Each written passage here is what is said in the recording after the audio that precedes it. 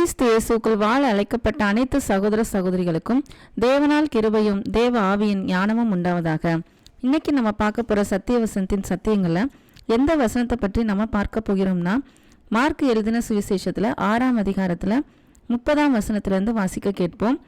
அப்பொழுது அப்போஸ்தலர் இயேசுவினிடத்தில் கூடி வந்து தாங்கள் செய்தவைகள் உபதேசித்தவைகள் யாவையும் அவருக்கு அறிவித்தார்கள். அவர் அவர்களை நோக்கி, வனாந்தரமான ஒரு இடத்தில் தனித்து சற்றே இளைப்பாறும்படி போவோம் வாருங்கள் என்றார். ஏனெனில் வருகிறவர்களும் போகிறவர்களும் அநேகராய் இருந்தபடினால் போஜனம் பண்ணுகிறதற்கு அவர்களுக்கு சமயம் இல்லாதிருந்தது. இதைத் தொடர்ந்து அடுத்தடுத்த வசனங்களை நம்ம பார்ப்போம். இந்த 30வது வசனத்தில் நமக்கு என்ன தெரிஞ்சுக்கிட்டோம் அப்படின்னா, அப்போஸ்தலர்களை 2 பேராக அவர் அனுப்பியிருக்காரு. அதை நம்ம கடைசி 2-3 சத்தியத்திற்கு முன்னால் நம்ம பார்த்தோம். அவங்க போயிட்டு வந்து திரும்ப இயேசு கிறிஸ்துட்ட வந்து சொல்கிறாங்க, என்னெல்லாம் செஞ்சோம், என்ன உபதேசித்தோம் அப்படின்லாம் சொல்கிறாங்க. இதே இது இன்னொரு இடத்துல இதே மாதிரி வந்து சொல்லும்போது சந்தோஷமாக சொல்லுவாங்க. ஆனால் அப்போ இயேசு கிறிஸ்து என்ன சொல்லுவார் அப்படின்னு பார்த்தோன்னா, அற்புதங்கள் நடந்ததுனாலையோ இல்லை பிசாசுலாம் உங்களை விட்டு நீங்கள் சொல்கிறத கேட்டு ஓடி போகிறதுனாலையோ சந்தோஷப்படாதீங்க. அதை காட்டிலும் உங்கள் பெயர் பரலோகத்தில் எழுதப்பட்டிருக்கிறது என்பதற்காக சந்தோஷப்படுங்கள் அப்படின்னு சொல்லுவார். அதுதான் இங்கே அவர் அதுக்கு எதுவுமே ரிப்ளை பண்ணாத மாதிரி இங்கே கொடுக்கப்பட்டிருக்குன்னா, இது என்ன அர்த்தம் அப்படின்னா, நம்ம அதாவது தேவனுடைய வேலையவே செஞ்சுட்டு பெருமிதம் கொள்றதுக்கு அங்கே ஒன்றும் இல்லை. அவர் சொல்லி நம்ம செய்கிறோம். நம்ம அப்பிரயோஜனமான வேலைக்காரர் நம்ம மனதில் என்றைக்குமே இருக்கணும். ஆனால் இன்னைக்கு உள்ள ஊழியக்காரர்களுக்குள்ள எப்படிப்பட்ட எண்ணம் இருக்குன்னா, பிரயோஜனமுள்ள ஊழியக்காரர் தாண்டி பெருமையுள்ள ஊழியத்தை பண்ணிகிட்டு இருக்கோம். அதாவது பெருமையான ஊழியம்தான். தேவனுடைய ஊழியம் எப்படிப்பட்டதுன்னா, அதை செய்கிறத நினச்சி நம்ம உண்மையிலே பெருமை கொள்ளலான்னா அதை நினச்சி சந்தோஷப்படுற பெருமையாக இருக்கலாம். ஆனால் அதை நினச்சி மேன்மை பாராட்டலாம். ஆனால் அதுலேயே நம்ம பெருமையை வளர்த்துக்கிட்டு நான் தான் பெரிய வேலை செய்கிறேன் அப்படின்ட்டு நம்ம வந்துடக்கூடாது. அதுதான் இங்கே முக்கியமானதாக இருக்குது. ஏன்னா அதே வேலையை தான் இவங்களும் செய்கிறாங்க. எந்த வேலையை அப்போஸ்தலர் போய் செஞ்சுட்டு வர்றாங்க. வந்ததுக்கப்புறம் நம்மளால் இவ்வளோலாம் முடியுதே அப்படின்ட்டு அவங்களுக்குள்ள ஒரு எண்ணம் வருது. ஆனால் அதுக்கு அவர் என்ன பண்ணல, இடம் கொடுக்கல. இதை நினச்சிலாம் ரொம்ப சந்தோஷப்படாதீங்க. உங்களுடைய பெயர் பரலோகத்தில் எழுதப்பட்டிருக்கிறதுக்காக தான் சந்தோஷப்படணும் அப்படின்னு சொல்கிறார். இன்றைக்கும் நாம் அப்படி தான் நம்ம புரிந்து கொள்ள வேண்டும், அறிய வேண்டும். அப்படித்தான் நாம் நடந்து கொள்ள வேண்டும். நாம் அவருடைய ஊழியத்தை செய்யும் பொழுதோ, அவருடைய வசனத்தை பிறருக்கு சொல்லும் பொழுதோ, இல்லை ஏதோ ஒரு அற்புதம் நடக்குதோ, என்ன வேணாலும் இருக்கட்டும், அதை நினைத்து நமக்கே பெருமையை கொண்டு வராமல் செய்ய வேண்டிய வேலையை மாத்திரம்தான் செய்தோம் அப்படிங்கிற எண்ணம் நமக்கு என்றைக்குமே இருந்துகிட்டே தான் இருக்கணும். இப்போ ஒரு தாய் பெற்றெடுத்த குழந்தைய வளர்க்குறதுல நான் பெரிய வேலை செஞ்சுட்டேன், நான் குழந்தைய வளர்த்துட்டேன் அப்படின்னு சொல்கிறதுல அங்கே எந்த இடமும் இல்லை. ஏன்னா அது அவளுடைய கடமை. தன்னுடைய குழந்தைய அவள் தான் வளர்க்கணும், தாய் தந்தையர் வளர்க்கணும் அப்படிங்கிறது எனது கடமை. அதை நான் செஞ்சுட்டேன் அப்படின்னு சொல்கிறதுல ஒரு பெரிய விஷயமே கிடையாது. அதே மாதிரி தான் நமக்குன்னு கொடுக்கப்பட்ட கடமை என்ன அப்படின்னா, எனக்குள்ளே உருவாகிற தேவனை, எனக்குள்ளே வாசம் பண்ணுகிற இயேசு கிறிஸ்துவை நான் பிறருக்கு கொடுக்க வேண்டியது என்னுடைய கடமையாக இருக்குது. இது சில பேருக்கு தான் இருக்குது, சில பேருக்கு கிடையாது அப்படின்லாம் இல்லை. எல்லாருமே கட்டாயம் இதை செஞ்சே தான் ஆகணும். கனி கொடுத்தால்தான் என்ன பண்ண முடியும், அங்கே சேர முடியும். கனி கொடாவிட்டால் அவர் என்ன பண்ணிடுவார், வெட்டுண்டு அக்கினியில் தான் போடுவார். அதனால் செஞ்சுட்டோம் அப்படின்னு சொல்லிட்டு பெருமிதம் கொள்ளணும் அவசியம் கிடையாது. அதே மாதிரி செய்கிற அற்புதம் நம்ம மூலமாக நடக்கலை, நம்ம செய்யலை, தேவன் தான் அதில் கிரியை செய்கிறார். பழைய ஏற்பாட்டில் பார்த்தோம்னா யுத்தங்கள் எல்லாம் கர்த்தர் தான் செய்கிறார். அதில் ராஜாக்களோ, அதாவது இஸ்ரவேல் ஆண்ட ராஜாக்களோ, யூதரை ஆண்ட ராஜாக்களோ பெருமிதம் கொள்றது அங்கே ஒன்றுமே கிடையாது. தேவன் தான் நடத்தினார். அதே மாதிரி இன்றைக்கும் நமக்குள்ள நடக்கிற எல்லா விஷயங்களும், அதாவது நம்மை ஆசீர்வதித்து நடத்தக்கூடிய விஷயங்களும் சரி, நம்ம பிறருக்கு சொல்லுகின்ற சுவிசேஷமோ இல்லை அற்புதமோ என்னவா இருந்தாலும் சரி, எல்லாமே பரிசுத்த ஆவியான உள்ள இருந்து கிரியை செய்து வருகிறார்.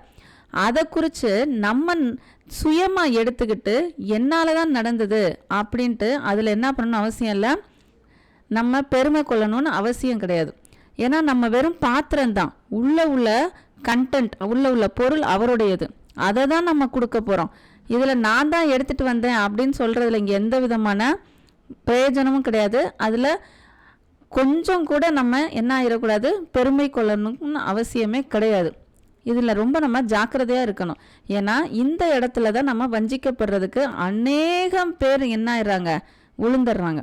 வஞ்சிக்கப்பட்டு என்ன அந்த சுவிசேஷமே வேத புரட்டு மாதிரி வேற மாதிரி என்ன ஆயிடுது சொல்லப்படுது.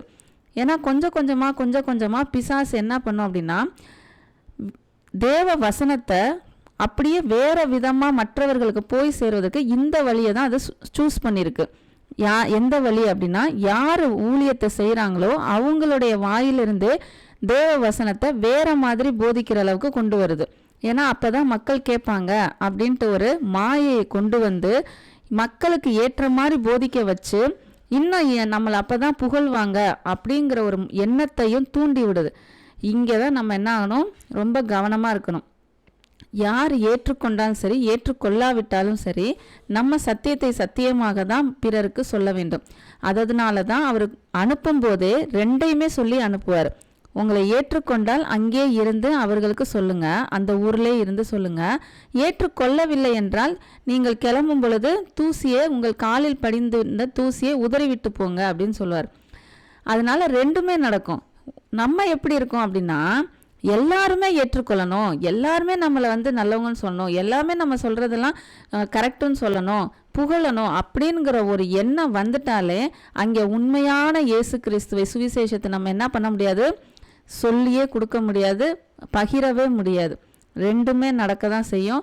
அது யார் ஏற்றுக்கொள்வார்களோ அவர்களை நம்ம என்ன பண்ணணும், மேன்மேலும் நடத்த வேண்டும்.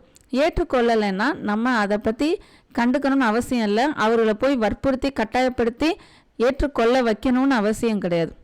அதை தான் இயேசு கிறிஸ்துவும் சொல்லியிருக்கார்.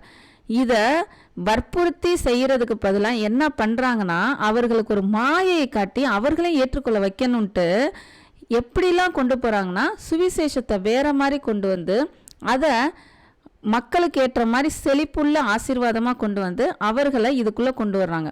இதுதான் பெரிய வஞ்சிக்கப்படுதல். இது அவர்களையும் வஞ்சிச்சு நம்மளையும் வஞ்சிக்கப்பட்டு, அதாவது குருடருக்கு குருடர் வழிகாட்டுற மாதிரி ஆயிரும். அதனால தான் நல்லா பாருங்க, இந்த இடத்துல இவங்க செஞ்சதை சொல்கிறாங்க. உடனே இயேசு கிறிஸ்து வெரி குட் சூப்பர் அப்படிலாம் எதுவுமே சொல்லலை. எதுவுமே அந்த இடத்துல சொன்ன மாதிரி நமக்கு இங்கே கொடுக்கப்படலை.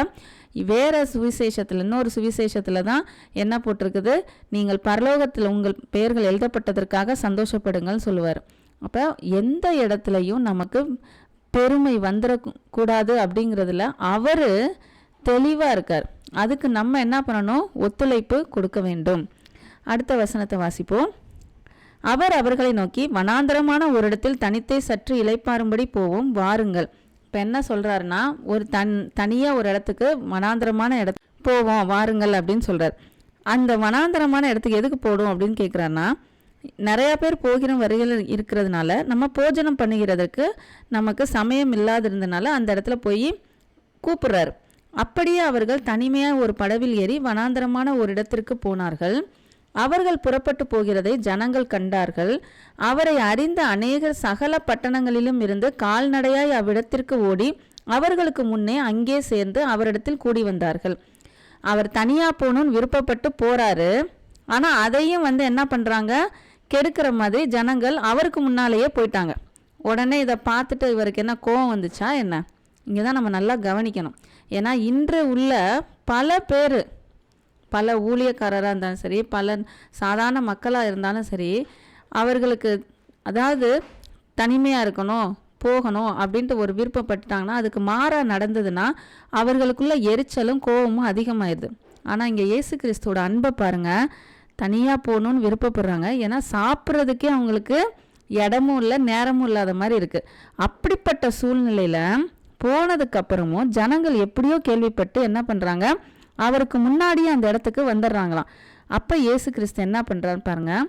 இயேசு கரையில் அநேக ஜனங்களை கண்டு அவர்கள் மேய்ப்பனில்லாத ஆடுகளைப் போல் இருந்தபடியால் அவர்கள் மேல் மனதுருகி அநேக காரியங்களை அவர்களுக்கு உபதேசிக்க தொடங்கினார். என்ன அன்பு பாருங்க, இவர் எப்படிப்பட்டவர், மானிட மகனாக வந்திருக்கிறாரு. அப்போ அவருக்கும் சோர்வு, பசி எல்லாமே இருக்குது. அந்த சூழ்நிலையிலையும் மக்கள் எல்லாரும் அவரை தேடி வந்துட்டாங்கன்ட்டு உடனே அவர் என்ன பண்ணலை, முறுமுறுக்கலை, கோவப்படலை, எதுவுமே பண்ணலை. அவர்களை பார்த்து என்ன பண்ணுறாரு, மனதுருகிறான். மனதுருகி அவர்களை பார்த்து பேசுகிறாரு. இப்படிப்பட்ட ஒரு அன்பை இன்னைக்கு நம்ம எங்கே நம்ம பார்க்க முடியுதுன்னு நம்ம யோசிக்கணும்.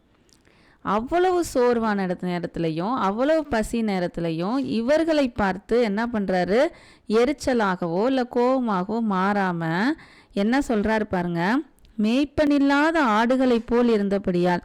அப்போ எவ்வளவு, அதாவது மக்கள் ஆவலாக வர்றாங்க, இவர்களை எப்படி நடத்தணும், எப்படி நடத்துறது அப்படிங்கிற ஒரு ஏக்கத்தில், அன்புல.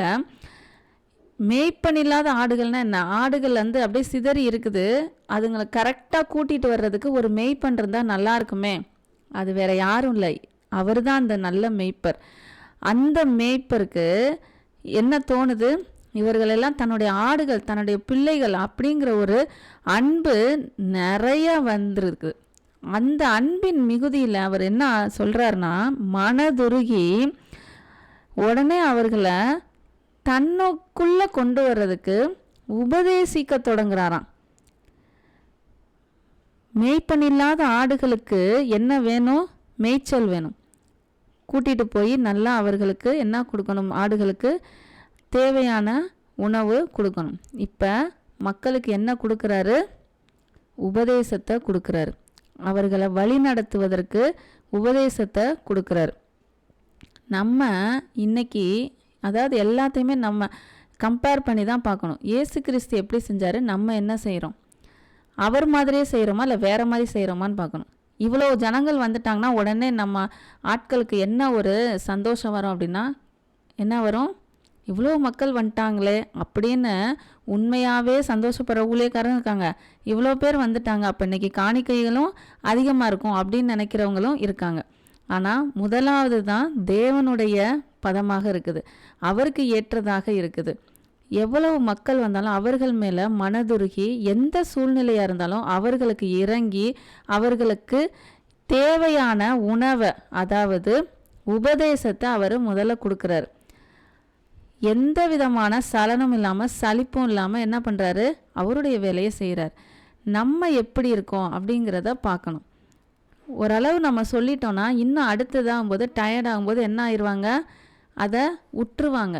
ஆனால் இதுலேயும் சில பேர் தேவன் இயேசு கிறிஸ்துவை அனுப்பி அவருடைய வேலையை செஞ்சது முடித்ததுக்கப்புறம் அப்போஸ்தலர்கள் அந்த வேலையை வந்து சரிவர செய்தார்கள். அதற்கப்புறமும் பல பேர் எப்படி செஞ்சுருக்காங்கன்னா இதே மாதிரியே செஞ்சுருக்காங்க. சில பேர் உண்மையான சுவிசேஷத்தை, அதாவது அவருடைய சத்தியத்தை போதித்து கொண்டு முடித்த உடனே கூட இறந்தும் போயிருக்காங்க. அவ்வளவு சோர்வில் கூட அவங்க இருந்திருக்காங்க. அப்படிப்பட்ட ஒரு மகத்துவமான ஒரு வேலையை தான் நமக்கு கொடுக்கப்பட்டிருக்குது. இந்த உலக வாழ்க்கை வெறும் நிரந்தரமானது கிடையாது, வெறும் அற்பமானது. அப்படிப்பட்ட இந்த உலக வாழ்க்கைக்காக அவருடைய அழியாத போஜனத்தை நம்ம விட்டுறக்கூடாது. ஏன்னா இன்றைக்கு அப்படி தான் நடந்து கொண்டிருக்கிறது. எப்படின்னா, இந்த அழியிற போஜனத்துக்காக, இந்த உலக வாழ்க்கைக்காக அழியாத போஜனத்தை நம்ம விட்டுக்கிட்டு இருக்கிறோம். அதில் நம்ம இன்ட்ரெஸ்ட் காமிக்காமல், அதில் உண்மையாக தேடுதல் இல்லாமல் இதிலையே தேடிட்டு இருக்கோம். ஆனால் ஆண்டவராக இயேசு கிறிஸ்து என்ன சொல்கிறான்னா, அழிந்து போகிற போஜனத்திற்காக கிரியை நடப்பிக்காதீங்க, அழியாத போஜனத்திற்காக கிரியை நடப்பீங்க. அப்படிப்பட்ட அழியாத போஜனத்தை கொடுப்பதற்காக தான் நான் வந்திருக்கிறேன், அப்படிப்பட்ட உபதேசத்தை கொடுக்க தான் நான் வந்திருக்கேன். அதற்காக நீங்கள் தேடுங்க. அதை தேடினாதான் அவரை கண்டடைய முடியும். அவரை கண்டடைந்தாதான் நித்திய ஜீவனை அடைய முடியும். இப்படிப்பட்ட மகத்துவங்களை அவர் நமக்கு சொல்லி கொடுத்துருக்கார். வெகு நேரம் சென்ற பின்பு அவருடைய சீஷர்கள் அவ்விடத்தில் வந்து, இது வனாந்தரமான இடம், வெகு நேரமாயிற்று அப்படின்னு சொல்கிறாங்க. இதோடு நம்ம வச்சுக்கலாம், முடிச்சிடலாம். ஏன் அப்படின்னா, இந்த வனாந்தரமான இடத்துல ரொம்ப நேரம் அவர் உபதேசிக்கிறாரு. உபதேசத்துக்கு அப்புறம் அவர் ஒரு அற்புதத்தை செய்ய போகிறாரு. அதை அடுத்த சத்தியத்தில் நம்ம பார்ப்போம். இன்னைக்கு நம்ம பார்த்த சத்தியத்தில் எதை நம்ம பார்த்தோம் அப்படின்னா, சீஷர்கள் எல்லாம் சொல்லி முடிச்சுட்டு வர்றாங்க. முடிச்சுட்டு வந்தோன்னே அதில் எந்த விதமான பெருமையும் கொள்ளணும்னு அவசியம் இல்லைங்கிறத நம்ம பார்த்தோம். எதற்கு நம்ம சந்தோஷப்படணும்னா, பிசாசு ஓடுதுங்கிறதுக்காகவோ அற்புதம் நடக்குது அப்படிங்கிறதுக்காகவோ சந்தோஷப்படுறத விட, பரலோகத்தில் நம்ம பெயர் எழுதப்பட்டிருக்கு, அவருக்கு நம்ம பிள்ளையாக மாறிட்டோம், அவருடைய சாயலாக மாறிட்டோம் என்பதற்காக தான் சந்தோஷப்படணும் அப்படிங்கிறதையும் சொல்கிறாரு. அடுத்தது என்ன அப்படின்னு பார்த்தோன்னா, எந்த நேரத்துலையும் அவருடைய தேவ சித்தத்தை எவ்வளவு சோர்வாக இருந்தாலும் சரி, எவ்வளவு முடியாத சூழ்நிலையாக இருந்தாலும் சரி, அதை சரிவர அழகாக அவர் செய்கிறார்.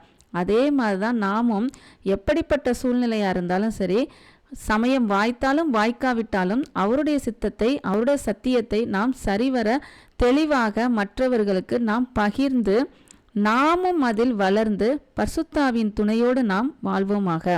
அடுத்த சத்தியத்தில் நாம் இன்னொரு சத்தியத்தை நம்ம பார்ப்போம்.